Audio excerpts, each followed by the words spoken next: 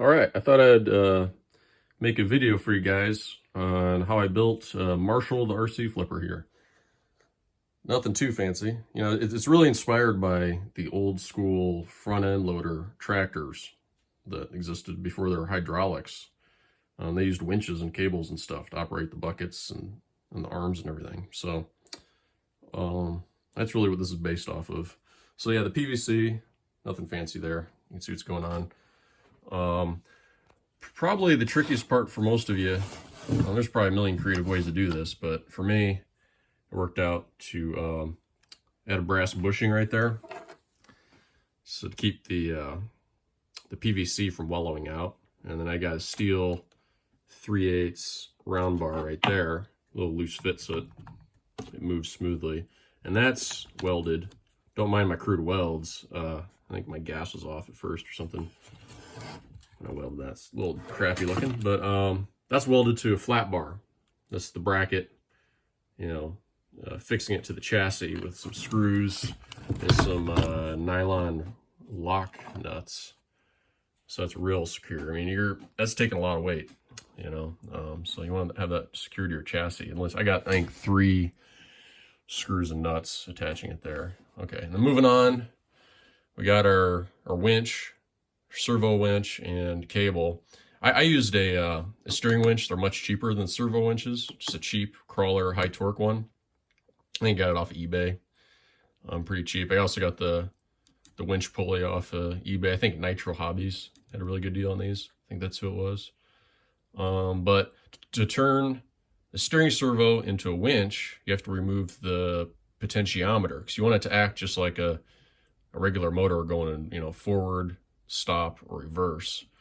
Because normally, you know, you have your steering arm stops in the center, it auto centers, and then has a stop, you know, in the far left or far right of the throw. So you don't want that for this. You want full adjustability, you know, manual operation of how far that thing goes and when it stops and everything. So to do that, you know, you remove the potentiometer. You can find YouTube videos on how to do that. Guys turning these, you know, steering servos into winches. It's pretty basic to do. Open that up and take that out of there. But then, let's see, let's turn it on.